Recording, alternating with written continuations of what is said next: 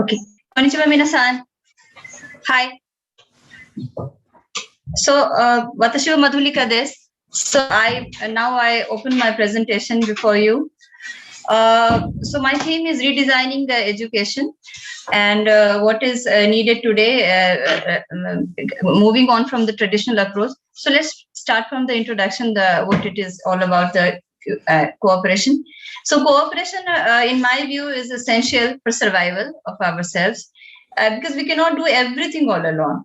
We have to participate in community. Likewise, nations do collaborate in all spheres of life, and education makes the most integral part of international cooperation, as it provides the opportunity for the wholesome development, vibrant present, promising future, and a lasting civilization. So, as of now, we have come a long way in institutionalizing the international cooperation, like through multilateral organizations and agencies like UNESCO, World Bank, and all. And let's move on to my next slide. Yeah, the cooperation is all the more relevant because we are exposed to the knowledge economy today. So we need to invest more and more in the education system, in education itself. And before moving, taking a glimpse of the future, let's have a look at the recent accomplishment worldwide, like Mars mission and 18 satellites sent by SSO, and then some indigenous people doing their Ranchi Jharkhand itself, conserving their culture and all. And then let's leapfrog to the future. It looks very Omoshurai there. And then what could be the greater international cooperation feels like? So I have shortlisted some field like robotics, which is expected to grow 175% or more than, even more than that, you never know, in possibly in 10 years. And then business analytics, because we are facing a lot of market hiccups in the backdrop of pandemic. So we need more and more research. So we'll be needing very much cooperation in that also, biomedical engineering, biometrics, forensic science, data security. And apart from all these things, I have focused on something like alternative therapies, because we have seen a lot of chaos in our health system and everything. So we need to move on to something like building our foundation, like in a way of life, like yoga practice, music therapy, color therapy, and so on, like that. And translations and publications, so it could be a very useful medium of expanding and collaborating in educational field also. And then, so now the basic theme of my is, what can we do to seize the future? Because future looks very vibrant, but if you need to seize that, we have to take an approach that is different from the earlier one. So I have focused on like that, we need to reorientation of the primary school to university, training and retraining teachers, redesigning the education system and curriculum. So lifelong learning will be the vital points, because children need to be enhanced to become self-driven learners, and then focused learning, like how to solve problems, because problem solving will always be relevant. Even if the world changes, the problems will remain. So we need to be creating problem solvers, and then learning basically how to learn, and drifting from the traditional ways of learning, like we can adopt many things like field study, interviewing experts, experiment and prototypes and all, and then inculcating a habit of adaptability, because future is everywhere in this world is uncertain. So we need to adopt adaptability in our temperament, and then infusing entrepreneurship, because we have to be job creators rather than being a job seeker. So we need to infuse an entrepreneurship, bridging the gap between the education and the reality. And then definitely there are challenges that need to be met, like increasing awareness, improving the school curriculum, educational reforms, developing programs with community participation, because we never know how the community is going to respond. So we need to collaborate with the community as well through their traditional culture and approach also.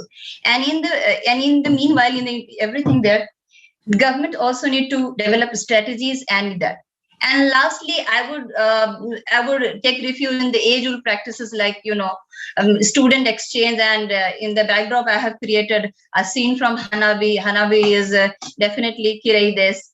So, and finally, I would take my conclusion like its future is very promising, but we need to be very, very collaborative in every sphere of making it more and more realizable. So I would really say that even if we achieve everything, what we need to be more human, be more compassionate towards each other, then alone we can be able to understand each other's perspective and grow as a society, as a nation, as a. I would like to recite a words from Chanakya Niti, Shastra, that is in Sanskrit itself.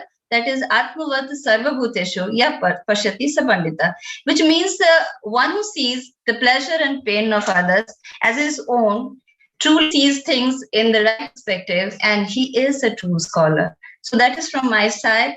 Arigato, minasan.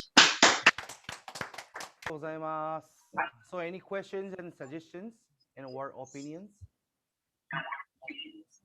Yes, I would like to say that we need to inculcate lifelong learning attitude, because if we adopt that kind of attitude, it will really prepare us for any sort of challenges, any sort of opportunities we will never going to miss. If we have to have the ability to learn, we are not going to give up at any stage of life. And this can be really, I can re-emphasize this thing with my personal experience. At this stage, I have decided to learn this Japanese language because I really find it very interesting, as well as financially very lucrative opportunities can open for me. So that's why I shifted to learning at this stage also, because learning is never going to end. Learning is all about creating and honing your skill.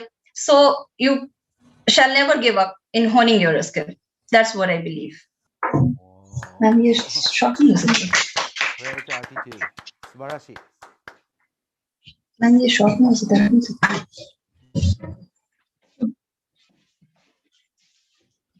So any questions or suggestions?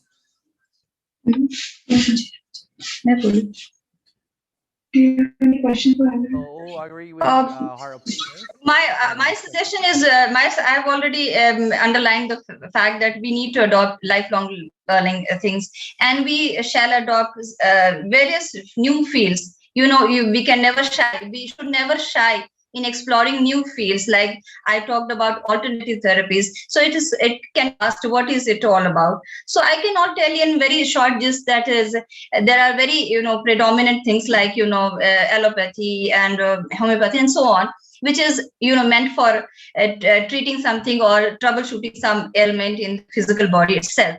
But my point is, if you are exposed to certain kind of danger, which is certain kind of ailment, which is going to stay with you, then what will you do? You should, I think you should adopt a healthy lifestyle. So that is why I have underlined the importance of alternative therapy like yoga. It could be a healthy way of living. You need to understand that it's not just a physical exercise like this. It connects you with the supreme soul. You are not just a physical body, you are a soul in this particular frame structure. So this is a perfect medium of content connecting to your higher self actually. So that can really be very healing from within yourself. And if you are healed within yourself, your approach will be very, very healthy towards other people also. You can see the better side, the brighter side of other people, of other person and a society as well. You can learn to respect. You can be patient, and you can always be very happy from your inside, from within. So, and some other aspects are also there. I have learned Indian classical music also. So it may sound very naive but it's a reality that you are sounds really evoke emotions in you. So it depends what kind of sound you are exposed to. If you are exposed to very soothing sound, very calming sound, definitely the repercussions in you is going to be very, very wonderful. So I want to suggest that we should adopt integrated approach and holistic approach towards education thank and you. international cooperation as well. That's very interesting idea. Arigato, Yeah. arigato. I could learn from you a lot. Thank you so much. Arigatou gozaimasu.